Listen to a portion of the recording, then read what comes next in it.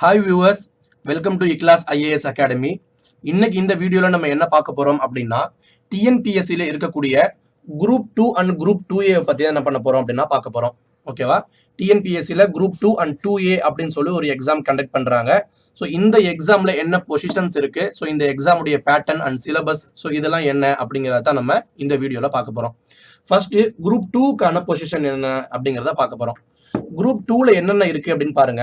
Sub registrar, municipal commissioner, TNPSC sub divisional officer, supervisor of dairy production, cooperative supervisor, agriculture superintendent, then audit assistant in highways departments.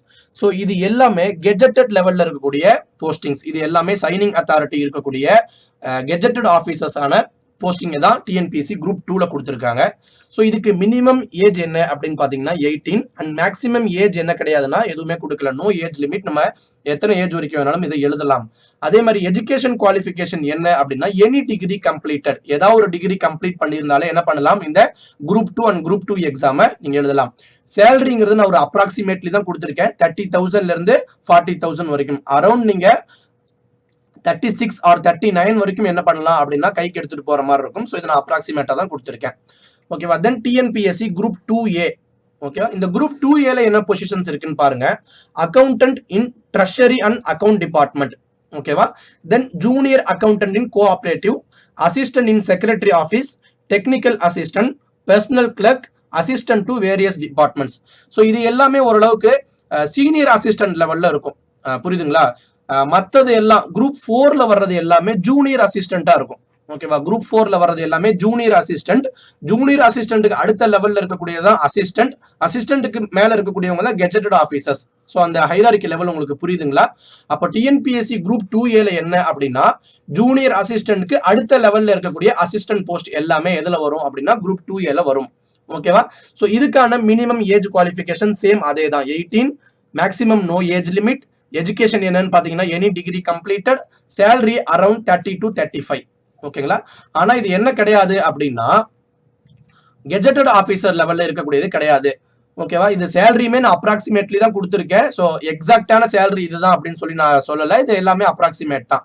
ஓகேவா? இது gazetted லெவல்ல இவங்களுக்கு signing authority கிடையாது. இவங்களுமே clerical ஒர்க்ஸ்ல தான் வருவாங்க. சரி, இந்த எக்ஸாம் பேட்டர்ன் எப்படி நடக்க போகுது? ஃபர்ஸ்ட் என்ன பண்ணிட்டு இருந்தாங்கன்னா குரூப் 2 அண்ட் குரூப் 2A ரெண்டையும் தனித்தனி எக்ஸாமா தான் வச்சுட்டு இருந்தாங்க. செப்பரேட் எக்ஸாம்ஸ் என்ன பண்ணிட்டு இருந்தாங்கன்னா ரெண்டுக்கும் தனித்தனியா கண்டக்ட் பண்ணாங்க. ஆனா இப்போ என்ன சொல்லியிருக்காங்க அப்படின்னா குரூப் 2 அண்ட் குரூப் 2A ரெண்டையும் சேர்த்து கம்பைண்டா என்ன பண்ண போறாங்க, எக்ஸாம் கண்டக்ட் பண்ண போறதா சொல்லியிருக்காங்க. ஸோ அந்த எக்ஸாம் மோட் எப்படி இருக்கும், அதோடைய சிலபஸ் என்ன அப்படிங்கறத நம்ம பார்க்கலாம்.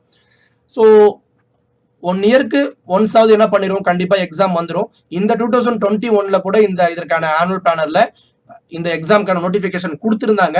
பட் இந்த பேண்டமிக் டைம் அப்படிங்கறனால இது தள்ளி போயிட்டே இருக்கு. எப்போ இந்த எக்ஸாம் சொல்ல போறாங்கன்னு சொல்லி தெரியல. ஸோ இந்த செலக்ஷன் ப்ராசஸ் என்ன பண்ண போறாங்கன்னா ரெண்டையும் சேர்த்து ஒரே எக்ஸாமா தான் வைக்க போறாங்க. TNPSC group 2 and group 2A ரெண்டையும் சேர்த்து ஒரே எக்ஸாம். ஓகேங்களா? ரெண்டுத்துக்கும் ஒரே எக்ஸாம் தான். அது மொத்தம் 3 ஸ்டேஜ்ல நடக்க போகுது. ஓகேங்களா?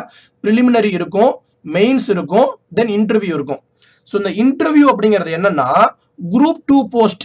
ஓகேங்களா? நம்ம குரூப் 2 2A சொன்னோம் இல்லையா, அதுல குரூப் 2க்கு மட்டும் என்ன இருக்கும்னா இன்டர்வியூ நடக்கும்.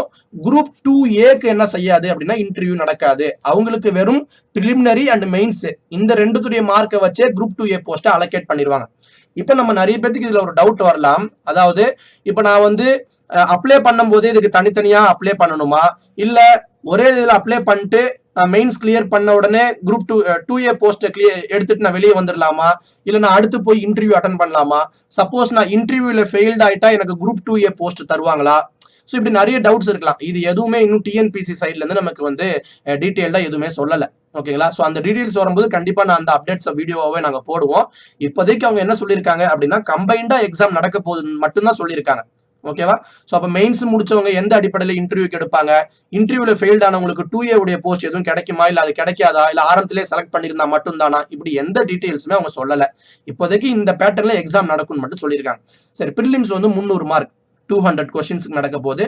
மெயின்ஸும் என்ன செய்ய போகுது அப்படின்னா 300 மார்க், இன்டர்வியூ 40 மார்க்ஸ். ஓகேங்களா? ஸோ இதோடைய மெயின்ஸ் பேட்டர்ன் வந்து சேஞ்ச் பண்ணியிருக்காங்க. முன்னாடி குரூப் 2 உடைய மெயின்ஸ் பேட்டர்ன் வேற மாதிரி இருந்தது. இப்போ வந்து வேற விதமா சேஞ்ச் பண்ணிருக்காங்க. நான் அது எல்லாமே பின்னாடி இதுல உங்களுக்கு எக்ஸ்பிளைன் பண்றேன். பிரிலிம்ஸ் வந்து 3 ஹவர்ஸ் நடக்க போகுது. ஓகேங்களா. 200 கொஸ்டின் கொடுத்து 3 ஹவர்ஸ் அப்ஜெக்டிவ் டைப்ல இருக்கும். எல்லாமே நீங்க வந்து சூஸ் பண்ற மாதிரி தான் இருக்கும். ஓகேவா. சூஸ் த பெஸ்ட் ஆன்சர், ஏதோ ஒரு ஆப்ஷன் அப்படிங்கிற மாதிரி அப்ஜெக்டிவ் டைப்ல என்ன இருக்க போகுது, ப்ரிலிம்ஸ் இருக்க போகுது. மெயின்ஸ் வந்து 2 பேப்பரா பிரிச்சிருக்காங்க. அதுல பேப்பர் 1க்கு வந்து 1.5 hour, பேப்பர் 2க்கு 3 hours. ஸோ இதெல்லாம் எந்த பேட்டர்ன்ல என்னென்ன இருக்க போகுதுங்கிறது நான் அடுத்தடுத்த ஸ்லைட்ல உங்களுக்கு என்ன பண்றேன், எக்ஸ்பிளைன் பண்றேன். இப்ப பாருங்க, prelims exam 3 hours, 300 marks. Qualifying marks என்ன அப்படின்னா 90 மார்க். ஓகேங்களா, 90 மார்க்.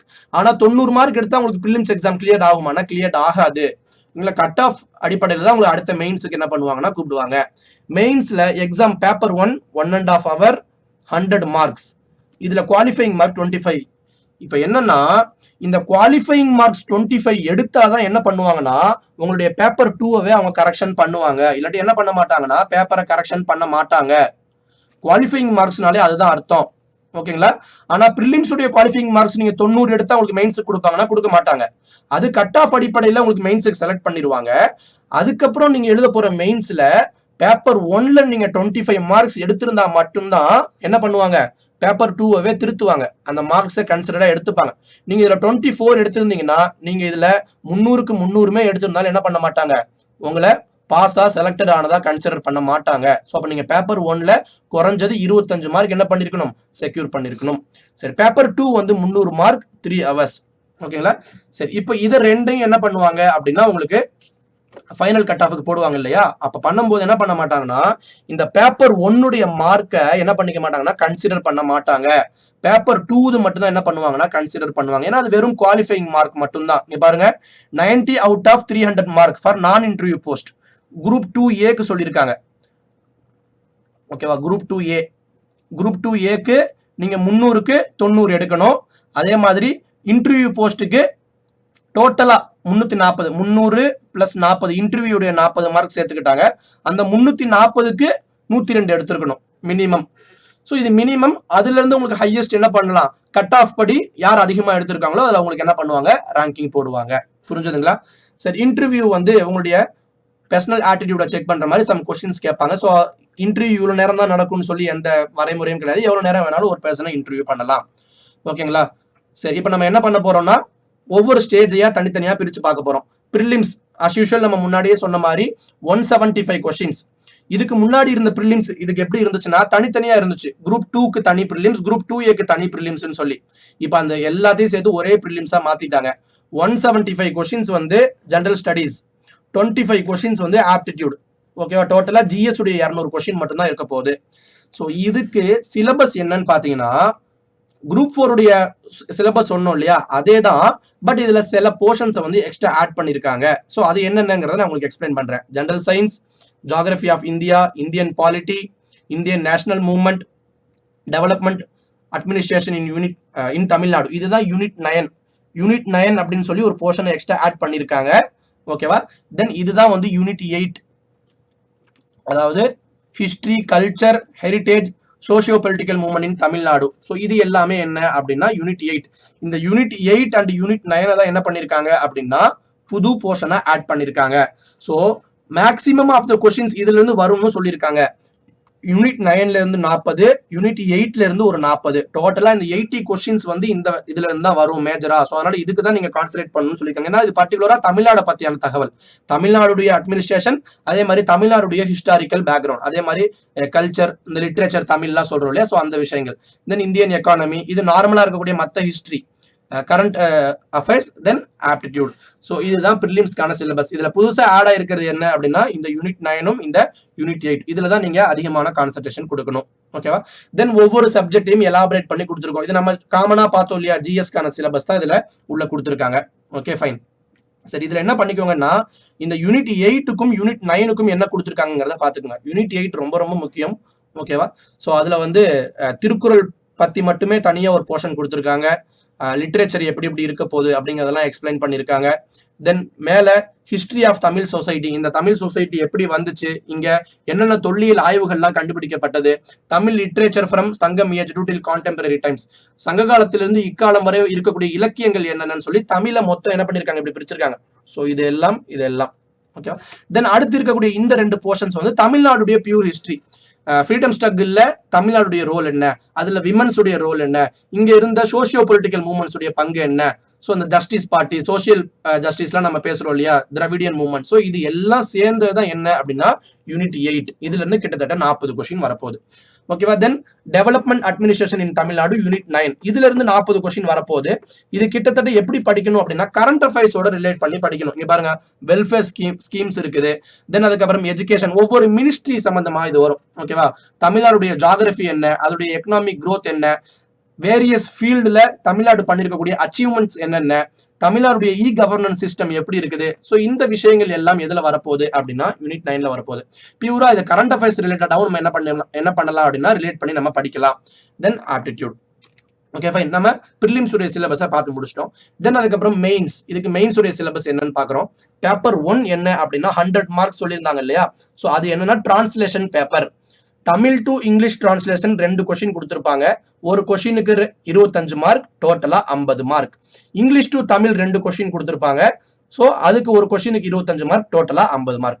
மொத்தம் சேர்த்து 100 மார்க் பேப்பர் 1. ஓகேவா. ஸோ இதுல நீங்க மினிமம் குவாலிஃபையிங் 25 எடுத்தா மட்டும்தான் உங்களுடைய இந்த பேப்பர் 2 திருத்துவாங்க. சேம் அதே மாதிரி marks not included in merit list. இது என்ன பண்ண மாட்டாங்க, ஓவரால் மெரிட் லிஸ்ட்ல இந்த பேப்பருடைய மார்க்கவே எடுத்துக்க மாட்டாங்க. பேப்பர் 2 மட்டும் தான் எடுத்துக்குவாங்க. பேப்பர் 2ல என்னென்ன இருக்கு பாருங்க. Precious writing, comprehension, hints development, S A writing on Thirukkural, letter writing. இதெல்லாம் நம்ம வந்து 10th படிச்சிருப்போம் இல்லையா, அந்த comprehension, hints development, precious writing. So இதுல இருந்து கொஸ்டின்ஸ் கேட்க போறாங்க. ஸோ இதுக்கு முன்னாடி இருந்த மெயின்ஸ் பேட்டர்ன் வந்து சப்ஜெக்ட் வைஸ் படிச்சுட்டு போய் டிஸ்கிரிப்டிவ் டைப்பா எழுதுற மாதிரி இருந்துச்சு. ஆனா இந்த தடவை இந்த பேட்டர்னவே டோட்டலா மாத்திட்டு ரொம்ப என்ன பண்ணிருக்காங்க, சிம்பிளிஃபைடு பண்ணி உங்களுக்கு போட்டிருக்காங்க இந்த மெயின்ஸை. ஆனா அதுக்கு தகுந்த மாதிரி ப்ரிலிம்ஸ் வந்து ரொம்பவே கஷ்டமா இருக்கும்.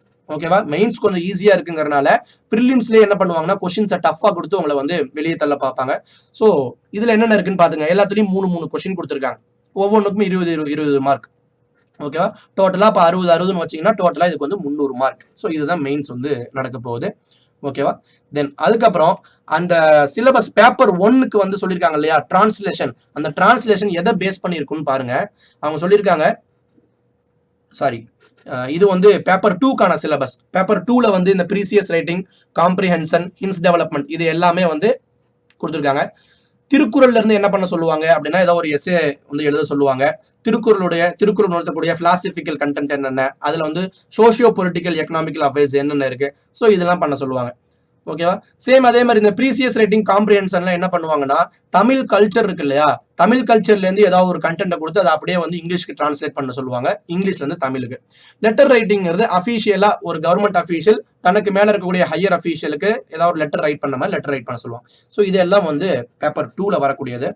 பேப்பர் 1 பியூரா எதுல இருந்து வந்து இங்கிலீஷ் டிரான்ஸ்லேஷன் இருக்க போகுதுன்னு பாருங்க. சங்கம் பீரியட்.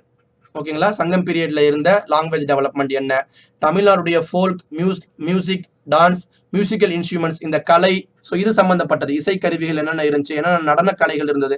ஸோ இது மாதிரி டோட்டலா தமிழ் கல்ச்சர் அந்த யூனிட் 8 சொன்னேன் இல்லையா, அந்த யூனிட் 8 பேஸ் பண்ணி தான் என்ன இருக்க போகுது அப்படின்னா இந்த டிரான்ஸ்லேஷன் பேப்பர் 1 வந்து இருக்க போகுது. அப்போ டோட்டலா இந்த தடவை என்ன பண்ணிருக்காங்கன்னா தமிழுக்கு ரொம்ப முக்கியத்துவம் கொடுத்துருக்காங்க. அப்போ நீங்க இந்த யூனிட் 8 போர்ஷனை பியூரா தமிழ்ல படிச்சு நல்லா அண்டர்ஸ்டாண்ட் பண்ணியிருந்தா மட்டும்தான் அது ப்ரிலிம்ஸுக்கும் உங்களுக்கு ஹெல்ப்ஃபுல்லா இருக்கும். அதே மாதிரி அது மெயின்ஸ்ல டிரான்ஸ்லேஷன் பண்றதுக்கும் ரொம்பவே யூஸ்ஃபுல்லா இருக்கும். புரியுதுங்களா. நீங்க இதையும் இங்கிலீஷ்லயே படிச்சீங்கன்னா அதற்கான எக்ஸாக்ட் தமிழ் வேர்டு என்னங்கிறது உங்களுக்கு தெரியாமே போயிடும். நீங்க இங்கிலீஷ்லயே ஃபுல்லா படிச்சீங்கன்னா என்ன ஆகும்னா ப்ரிலிம்ஸ்க்கு வேணா யூஸா இருக்கும், அப்ஜெக்டிவ் டைப்ல வரதுக்கு ஆன்சர் பண்ணிடலாம். ஆனா அதில் நீங்க டிரான்ஸ்லேஷன் பண்ணும்போது அதுக்கான தமிழ் வேர்டு என்னங்கிறது தெரிஞ்சிருக்கணும் இல்லையா. ஸோ அதனால என்ன பண்ணிக்கோங்கன்னா இந்த யூனிட் 8 போர்ஷனை தமிழ்லையும் படிச்சு வச்சுக்கோங்க. முக்கியமான கீவேர்ட்ஸ், டேர்ம்ஸ் எல்லாத்தையும் தமிழ்ல தெரிஞ்சு வச்சுக்கிறது ரொம்பவே நல்லது.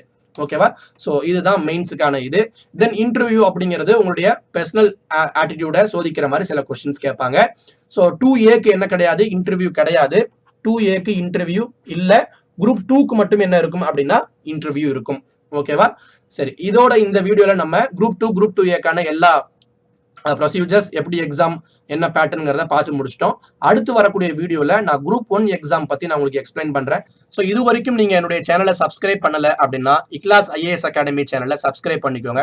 படிச்சுட்டு இருக்கக்கூடிய உங்க ஸ்டூடெண்ட்ஸ் எல்லாத்துக்கும் நம்முடைய வீடியோஸை ஷேர் பண்ணுங்க. அடுத்து வரக்கூடிய வீடியோஸ்ல இந்த டிஎன்பிஎஸ்சி சம்பந்தமான எல்லா அப்டேட்ஸையும் நம்ம சேனலில் நம்ம கொடுப்போம். இது உங்களுக்கு ரொம்ப யூஸ்ஃபுல்லாகவே இருக்கும். தேங்க்யூ.